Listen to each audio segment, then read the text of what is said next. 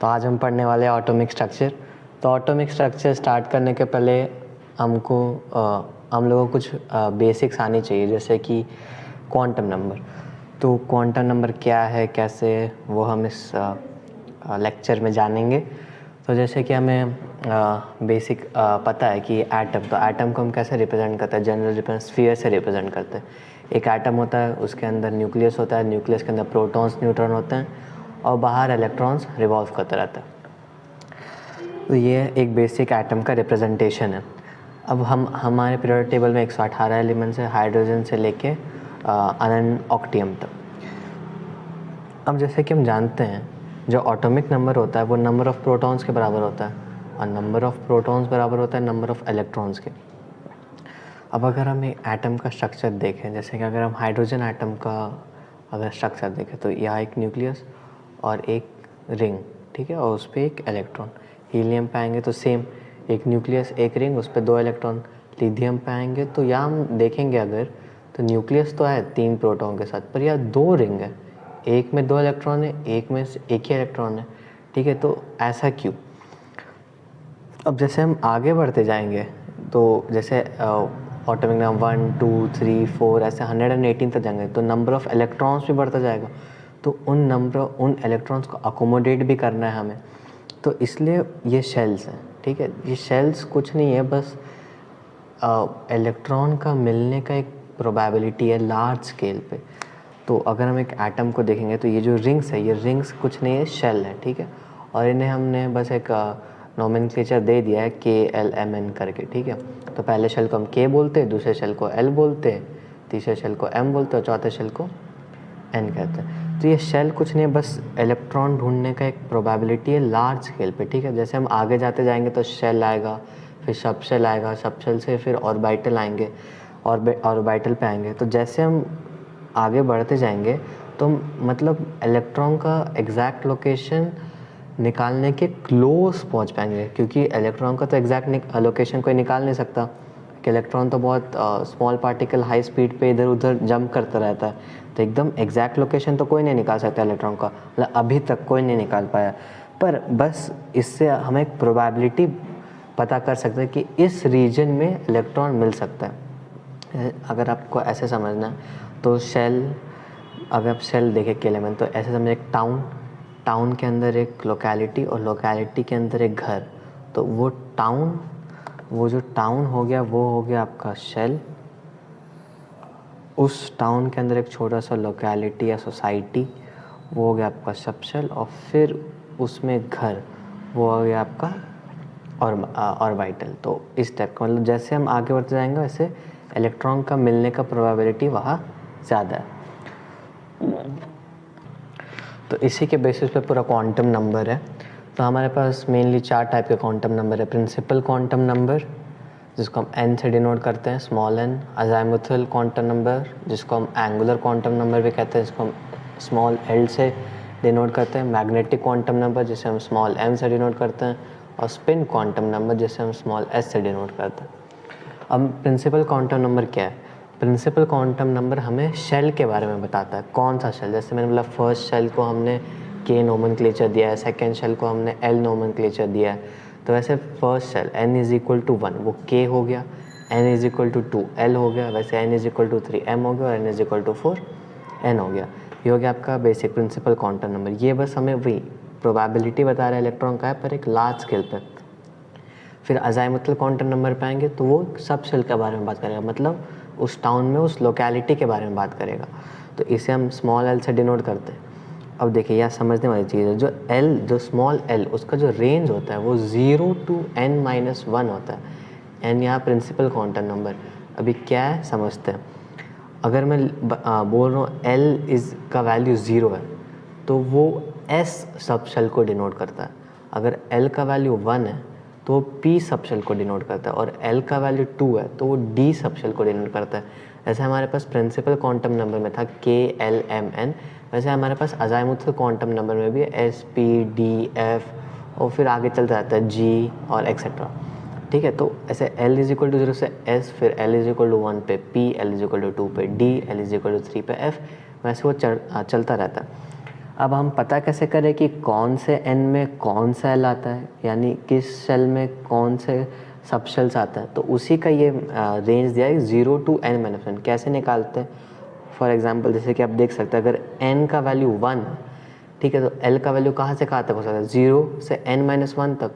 तो 0 से 1-1 मतलब 0, तो l का वैल्यू क्या आएगा? 0। अगर n का वैल्यू 3 है तो l का वैल्यू कहाँ से कहाँ तक जा सकता है? 0 से n-1 तक, यानी 0 भी हो सकता है, 1 भी हो सकता है, 2 भी हो सकता है, क्योंकि 3 नहीं हो सकता क्योंकि n-1 तक जाए, तो 0 1 2। अभी 0 1 2 क्या, ये भी हम डिस्कस करेंगे आगे। तो सिमिलरली n = 4 तक है तो 0 1 2 3 तक जाएगा, ठीक है। तो ये अब ये 0, जैसे कि यहाँ n = 3 है, तो इस पर मैंने बोला l के वैल्यूज़ क्या हैं? 0 1 2, तो 0 सिग्निफाई करता है s सब शेल को, 1 सिग्निफाई करता है p सब शेल को, और 2 सिग्निफाई करता है d सब शेल को, यानी n = 3। n = 3 क्या था? m shell. तो m शेल में आपको s p और d देखने को मिलेंगे। तो अज़ाइमुथल क्वांटम नंबर ये बताता है। अब फिर हम आते हैं मैग्नेटिक क्वांटम नंबर पे। अब जैसे अज़ाइमुथल क्वांटम नंबर का एक रेंज था, तो वैसे मैग्नेटिक क्वांटम नंबर का रेंज है -L to L। अब मैग्नेटिक क्वांटम नंबर, अब जैसे अज़ाइमुथल क्वांटम नंबर क्या था, वो एक शेल के अंदर सब शेल, ठीक है, मतलब वही एक टाउन के अंदर एक सोसाइटी है, लोकेलिटी, अब उसके अंदर एक घर, ठीक है। तो हम जैसे आगे बढ़ जा रहे हैं प्रिंसिपल से अज़ाइमुथल से मैग्नेटिक, फिर स्पिन पाएंगे, वैसे हम और पास जाते जा रहे हैं किसके? इलेक्ट्रॉन के मिलने के प्रोबेबिलिटी पे, कि इन रीजन्स में इलेक्ट्रॉन ज़्यादा मिल सकते हैं। तो इसका रेंज होता है -L से L तक। अब ये कैसे निकालेंगे? अगर n का वैल्यू 4 है, ठीक है, यानी n सब शेल है अगर, तो l का वैल्यू क्या क्या है? 0 1 2 3, यानी s p d f तक। अब m का रेंज क्या है? -L से L। तो L अगर 0 है तो m का वैल्यू भी 0 होगा, क्योंकि -0 से 0 तो कुछ होता नहीं है, तो 0। अगर L का वैल्यू 1 है तो m जाएगा -1 से लेके 1, यानी -1 0 1, मतलब जितने भी इंटीजर्स आएंगे -1 से लेके 1 तक, फ्रैक्शंस यहाँ नहीं आते, बस इंटीजर्स। -1 से 1 से लेके जितने भी इंटीजर्स आएंगे वो सारे आ जाएंगे, तो -1 0 और 1। वैसे L = अगर 2 है तो फिर -2 से 2 तक जितने इंटीजर्स होंगे आपके, -2 -1 0 1 2। अभी क्या सिग्निफाई करे वो मैं बताता हूँ। अब जैसे एक सब शेल, जैसे हमने एक सब शेल लिया, अब उन सब शेल के अंदर भी फिर सब डिविजन्स है। जैसे P सब शेल है तो P शेल के अंदर भी फिर PX आता है, PY आता है, PZ आता है। D के अंदर भी DXY DYZ D। तो ये सब क्या है? ये सब बस इलेक्ट्रॉन मतलब इलेक्ट्रॉन वहाँ पाएगा, उस मतलब पाया जाएगा, उसका प्रोबेबिलिटी है, ठीक है। अब जैसे कि मैंने, अगर हम P का बात करें तो P में मैंने क्या बोला? मैग्नेटिक क्वांटम नंबर का वैल्यू क्या क्या आएगा? -1 0 1। अब आप ऐसा मत समझ लीजिएगा कि -1 PX से एसोसिएटेड है, 0 PY से एसोसिएटेड है, 1 PZ से भी एसोसिएटेड है, ऐसा कुछ नहीं है। -1 PX को भी डिपिक्ट कर सकता है, -1 PY को भी डिपिक्ट कर सकता है, और -1 PZ को भी डिपिक्ट कर सकता है, ठीक है। तो ऐसा कोई हार्ड एंड फास्ट रूल नहीं है। अब अगर हम ये बात करें कि ग्राफिकल रिप्रेजेंटेशन कैसे है वो सारे और सब शेल्स के, तो जैसे अगर S सब शेल ले तो वो स्फेरिकल रिप्रेजेंट करते हैं, यानी x axis y axis z axis में, मतलब वो स्फीयर से हम रिप्रेजेंट करते हैं। अगर हम P सब शेल की बात करें तो हमने डिस्कस किया था कि P सब शेल में फिर 3 कैटेगरीज आते हैं, PX PY और PZ। तो अगर हम PX की बात करें, अगर हम मतलब इनका डम्बल शेप होता है, अगर हम ग्राफ पे प्लॉट करें x और y एक्सिस पे, तो ये जो डम्बल शेप बनेगा ये बस x एक्सिस पे बनेगा, ठीक है, इसलिए इसका नाम PX पड़ा। PY रहेगा तो ये y एक्सिस पे रहेगा, PZ रहेगा तो ये z एक्सिस पे रहेगा, ठीक है। वैसे D सब शेल पे अगर हम आएंगे तो D सब शेल में भी फिर 5 है, क्योंकि अगर हम इसका m का वैल्यू देखें तो m का वैल्यू का रेंज कहाँ से कहाँ आता है? -2 से 2, तो 5 आ गए ना, -2 -1 0 1 2। तो 5 पॉसिबल मैग्नेटिक क्वांटम है, यानी 5 पॉसिबल है। तो DXY DYZ DXZ और DX² -y² और DZ², तो इनका डबल शेप होता है, ठीक है। तो DXY यानी XY एक्सिस पे ऐसे, डी वाई जेड पे भी double dumbbell, D X Z पे double dumbbell, D X square minus Y square पे एक्सिस के अलॉन्ग रहता है, एक्स एक्सिस और वाई एक्सिस के अलॉन्ग रहता है, और डी जेड स्क्वायर में एक मतलब जेड एक्सिस के अलॉन्ग रहता है ऐसे, और एक्स और वाई एक्सिस के अलॉन्ग रहता है एक बेल्ट टाइप, ठीक है। तो एक्चुअली इसका ऐसे रहता है स्ट्रक्चर, बेल्ट जैसा ऊपर से ऐसे।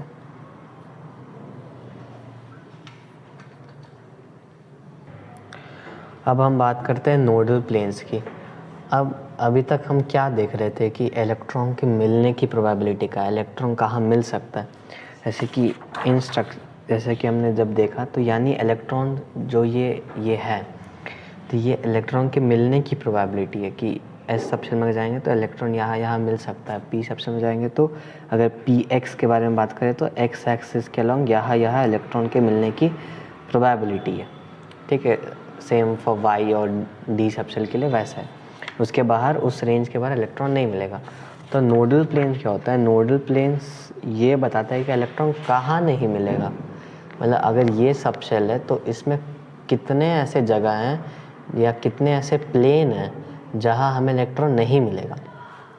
अगर हम एस सबशेल के बारे में फिर बात करें तो एस सबशेल तो मतलब कि स्फीयर है, तो वो तीनों मतलब एक्स एक्सिस, वाई एक्सिस और जेड एक्सिस में, मतलब उसमें तो कोई नोडल प्लेन है ही नहीं, सारे तो स्फीयर के अंदर आ जाए, तो जो भी इलेक्ट्रॉन डेंसिटी होगा, जो इलेक्ट्रॉन होंगे वो इसी के अंदर आ जाएंगे ना, ये स्फीयर के अंदर, तो इसमें ज़ीरो नोडल प्लेन्स होते हैं। अगर हम फिर पी सबशेल पे आ जाए तो अगर हम पी एक्स के बारे में बात करें तो इसमें देखिए एक्स एक्सिस पे ये जो डम्बल शेप है वो एक्स एक्सिस पे है, वाई और जेड पे नहीं है। इसका मतलब अगर हम पी सबशेल में पी एक्स के बारे में बात करें तो उसमें वाई और जेड एक्सिस पे आपको कोई इलेक्ट्रॉन्स नहीं मिलेंगे, सिर्फ एक्स एक्सिस के अलॉन्ग मिलेंगे, क्योंकि पी एक्स एक्स एक्सिस के अलॉन्ग है, इसलिए इसमें दो नोडल प्लेन हो गए, मतलब पी एक्स में वाई और जेड। सिमिलरली पी वाई में वाई एक्सिस पे आपको मिलेंगे इलेक्ट्रॉन्स, एक्स और जेड एक्सिस पे नहीं मिलेंगे। पी जेड पे जेड एक्सिस पे मिलेंगे, एक्स और वाई एक्सिस पे नोडल प्लेन नहीं मिलेंगे।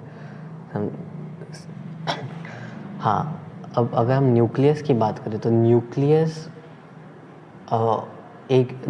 भी एक नोडल प्लेन है। क्यों? क्योंकि न्यूक्लियस के अंदर तो कभी इलेक्ट्रॉन, न्यूक्लियस के अंदर हम क्या पाते हैं, प्रोटॉन्स और न्यूट्रॉन्स, न्यूक्लियस के अंदर कभी इलेक्ट्रॉन नहीं मिल सकता ना, तो न्यूक्लियस भी एक नोडल प्लेन है या नोडल पॉइंट है, ऐसा आप कह सकते हैं।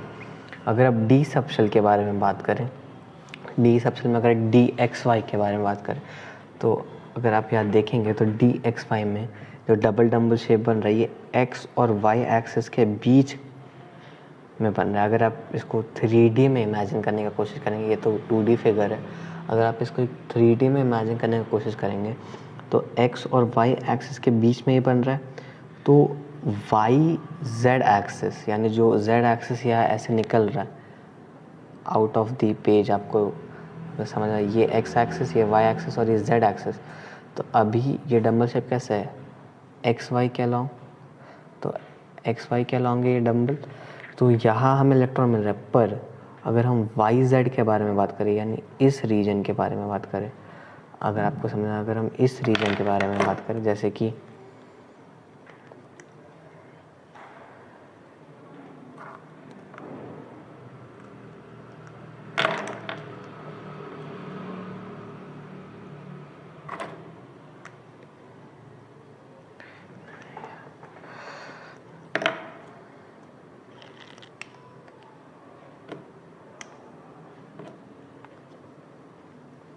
अगर ये y एक्सिस है, ये x एक्सिस है, ठीक है, और ये अगर आपका z एक्सिस है, अगर आप इसको देखें z एक्सिस है तो x y एक्सिस, अगर डी एक्स वाई का बात करें तो यहाँ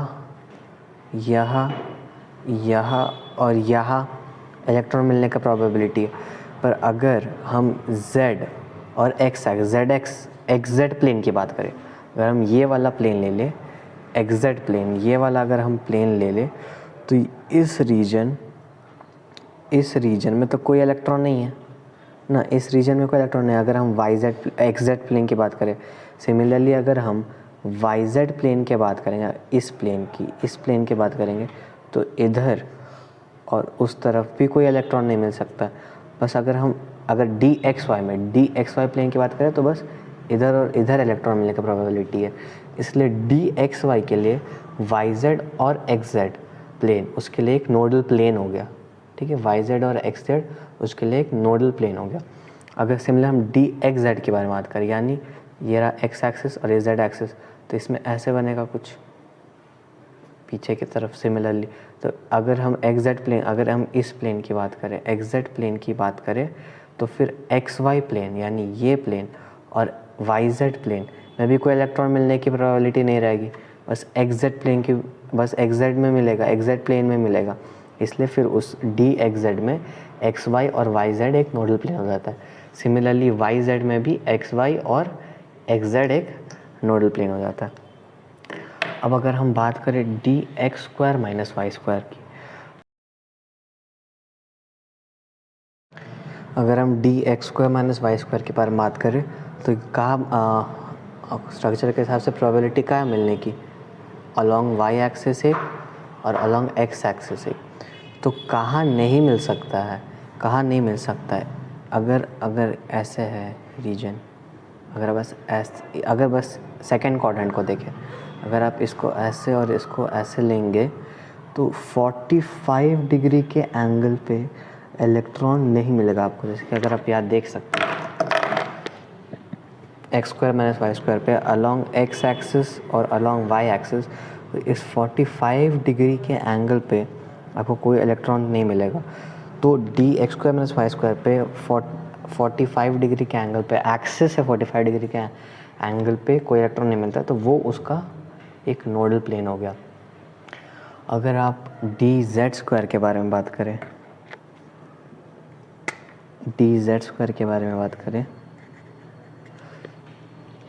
तो DZ² में आप ये जैसे कि समझाना पड़ेगा, DZ² में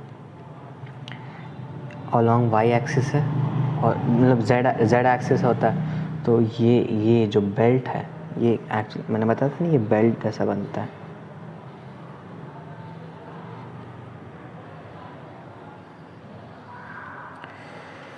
तो अगर आप देखेंगे इस बेल्ट वाले रीजन पे तो इलेक्ट्रॉन्स मिलेंगे, ये वाले रीजन्स में भी तो इलेक्ट्रॉन मिलेंगे। तो कौन सा रीजन बच गया? अगर हम यहाँ से एक कोन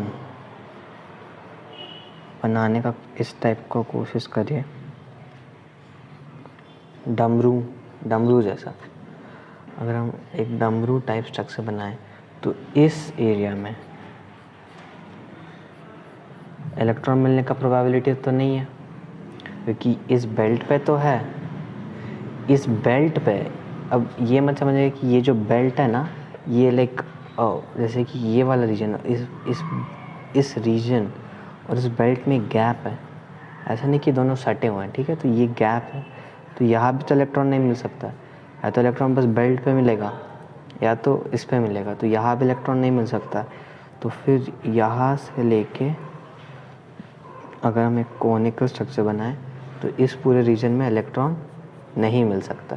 तो बस DZ² के केस में एक उल्टा कोनिक, ठीक है, उल्टा कोनिक आता है, ठीक है, इस रीजन में इलेक्ट्रॉन नहीं मिल सकता।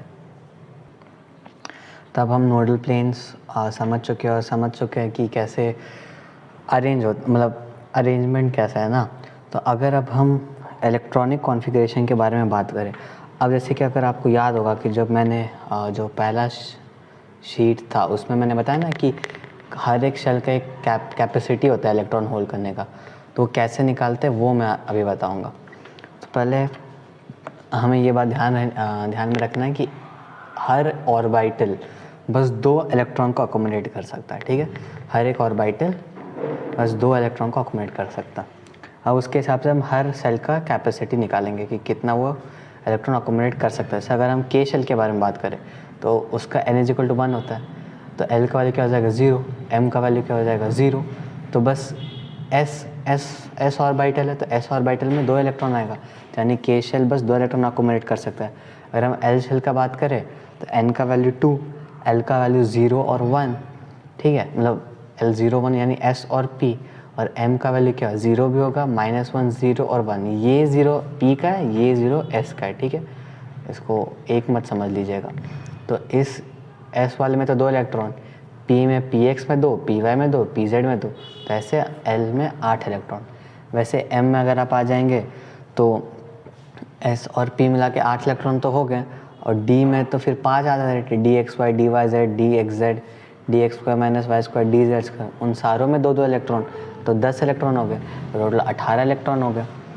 फिर अगर आप n शेल के बारे में बात करें तो n 4 होता है, तो l का वैल्यू 0 1 2 3 तक जाएगा, तो s p d तक तो हो गया आपके 18 इलेक्ट्रॉन।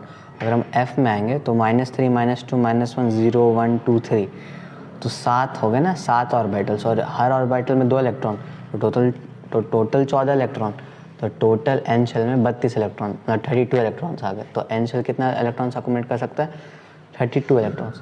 अब इसको याद रखने का एक ट्रिक भी है, जो है 2n²। n क्या यहाँ रिप्रेजेंट करता है, शेल नंबर। अगर हम फर्स्ट सेकंड शेल की बात करें मान लीजिए, तो अगर हम फॉर्मूला डायरेक्ट, सो 2 × n का वैल्यू 2, 2 का स्क्वायर 4, सो 2 4 ज़ा 8,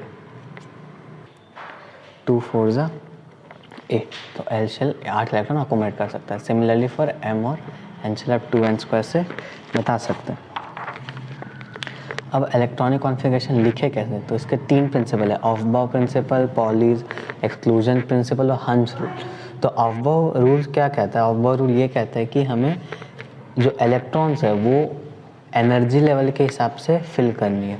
अब एनर्जी लेवल कैसे चेक करें हम, वो n + l के वैल्यू से हम चेक करते हैं। जैसे अगर हम 1s और 2s के बारे में बात करें, तो 1s में n का वैल्यू 1 और l का वैल्यू 0, तो n + l 1 हो गया, और 2s में n का वैल्यू 2, l का वैल्यू 0, तो n + l 2 हो गया। तो 2 1 से बड़ा है, तो 2s 1s से बड़ा है। अगर 3D और 4s में बात करें, तो n = 3, l = 2 3D में, तो n + l का वैल्यू 5, और 4s में n = 4, l = 0, n + l का वैल्यू 4, 5 4 से बड़ा है, मतलब 3D का एनर्जी 4s से ज़्यादा है, तो मतलब पहले इलेक्ट्रॉन कहाँ जाएगा, कम एनर्जी में जाएगा, ठीक है। ऑफबाउ रूल ये बोलता है कि इलेक्ट्रॉन एनर्जी लेवल मतलब लो से हाई एनर्जी लेवल पे भरेगा, तो पहले 4s में जाएगा, फिर 3D में जाएगा। तो पहले 1s, फिर 2s में जाएगा, 2s से 2p में, फिर 3s में, 3s से 3p में, फिर 4s में, 4s से 3D, 4p 5s, और ऐसे ऑफबाउ प्रिंसिपल चलता रहेगा। फिर पॉलीज एक्सक्लूजन प्रिंसिपल, ये ऐसे क्या लिखा है, Pauli's principle states that no 2 electron in an atom can have identical set of 4 quantum numbers. अगर कोई भी 2 इलेक्ट्रॉन के सारे क्वांटम नंबर सेम हो जाएंगे, ये तो पॉसिबल ही नहीं है ना, मतलब सारे क्वांटम नंबर सेम होना मतलब क्या, सेम इलेक्ट्रॉन है वो, तो कोई एक तो डिफरेंट होना चाहिए। तो यही आता है spin quantum number. Spin quantum number कुछ नहीं, बस इलेक्ट्रॉन कैसे जाता है उस ऑर्बिटल में। अगर ऐसे अगर हम अप एरो से डिनोट करें तो अपवर्ड स्पिन बोलेंगे, अगर डाउन एरो से डिनोट करें तो डाउनवर्ड स्पिन बोलेंगे। इसका लोग +½ या -½ यानी ऐसा ज़रूरी नहीं कि अगर मतलब ऐसा होता है कि अगर अपवर्ड स्पिन +½ अगर हम उसको वैल्यू असाइन कर रहे हैं तो डाउनवर्ड का माइनस हो जाएगा, अगर अपवर्ड को माइनस असाइन कर रहे हैं तो डाउनवर्ड का प्लस हो जाएगा, ठीक है। तो इसका यही कहना था कि इलेक्ट्रॉन्स अपवर्ड्स मतलब ऑपोजिट स्पिन के रहेंगे एक ऑर्बिटल में। जैसे कि अगर भरे तो ऐसा नहीं कि ये भरा और फिर एक अपवर्ड का भरा, एक और अपवर्ड का भर गया, सेम ऑर्बिटल में ऑपोजिट स्पिन्स करेंगे। और हंस रूल क्या कहता है, हंस रूल क्या कहता है कि एक और रूल है, ये क्या कहता है कि इलेक्ट्रॉन 1 by 1 फिल होंगे। यानी अगर पहले ऐसा नहीं कि एक इलेक्ट्रॉन, अगर ये नहीं होगा कि अगर एक इलेक्ट्रॉन अपवर्ड स्पिन का फिल हुआ तो दूसरे ऑर्बिटल में डाउनवर्ड स्पिन का फिल होगा। पहले तो सबसे पहले होगा कि सब पहले एक एक करके भरेंगे, सब ऑर्बिटल में एक एक करके। जैसे अगर पी ऑर्बिटल का बात करें तो पहले सारे अपवर्ड स्पिन के भरेंगे, फिर डाउनवर्ड स्पिन के भरेंगे। अगर आप चाहते हैं कि पहले डाउनवर्ड स्पिन के भरे तो वैसे भी कर सकते हैं, पहले सारे डाउनवर्ड स्पिन के भरेंगे एक एक करके, फिर सारे अपवर्ड स्पिन के भरेंगे, ऐसा होगा। तो पहले तो एक एक इलेक्ट्रॉन एक एक सब शेल में जाएगा और सेम स्पिन के साथ। ऐसा नहीं कि अगर एक अपवर्ड का गया एक डाउनवर्ड का गया, सेम स्पिन के साथ एक एक करके सब शेल पूरा करेंगे, उसके बाद फिर ऑपोजिट स्पिन के साथ एक एक करके सब शेल पूरा करेंगे। ये था आपका हंस रूल। फिर हम आते हैं इलेक्ट्रॉनिक कॉन्फ़िगरेशन पे। अब जैसे हाइड्रोजन का कितने इलेक्ट्रॉन्स है 1, तो n इज इक्वल टू 1 और s पे 1। जैसे हीलियम का 1s2, लीथियम का 1s2 2s1, क्योंकि एक s सब शेल में 2 ही इलेक्ट्रॉन अकोमोडेट कर सकते हैं, ठीक है। मतलब फर्स्ट शेल में k शेल में l में फिर 8, तो फर्स्ट शेल में तो s में तो 2, फिर 2s में चला जाएगा 1, फिर 2s2, फिर 1s2 2s2, फिर 2p1, तो ऐसे करके ये आपका बढ़ता रहेगा। पर इसमें कुछ एक्सेप्शंस है, जैसे chromium, copper, palladium, silver, gold. अब copper, silver, gold 1A group के आते हैं, तो ये तो आपको याद, यानी 11th ग्रुप के आते हैं, तो 11th ग्रुप के याद करना आसान होगा। जैसे कॉपर जैसे बिहेवियर शो करेगा, वैसे सिल्वर, गोल्ड भी बिहेवियर शो करेगा। अब एक्सेप्शन कैसे, अगर हम क्रोमियम का बात करें तो टेक्निकली देखा जाए तो यह 4s2 3d4 आना चाहिए, ठीक है। पर यार 3d5 क्यों आता है? इसलिए आता है क्योंकि एक चीज़ होता है हाफ फील्ड स्टेबिलिटी, तो वो मैं आगे डिस्कस करूँगा, आगे क्लास में हम उसको डिस्कस करेंगे, हाफ फील्ड स्टेबिलिटी।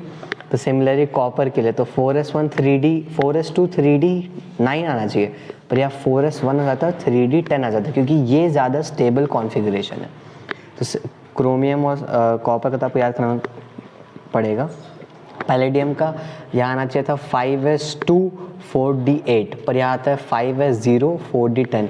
ये सारे चीज़ स्टेबिलिटी के कारण हो रहे हैं, और इनका ये कॉन्फ़िगरेशन ज़्यादा स्टेबल है, इसलिए इन एलिमेंट्स का ये कॉन्फ़िगरेशन होता है। अगर कॉपर, सिल्वर, गोल्ड का याद करना है तो सिंपल है। जैसे कॉपर का क्या है 4s1 3d10, और कॉपर के नीचे आता है सिल्वर, क्योंकि वो सेम ग्रुप के 11th ग्रुप के या 1A ग्रुप के, तो सिमिलर बस या आर्गन था तो ये क्रिप्टन हो जाएगा, या 4s1 3d10 था तो ये 5s1 4d10 हो जाएगा, और सिल्वर पे आएंगे तो 6s1 5d10 हो जाएगा। तो ये था इलेक्ट्रॉनिक कॉन्फ़िगरेशन एक्सेप्शन। फिर आगे अगले क्लास में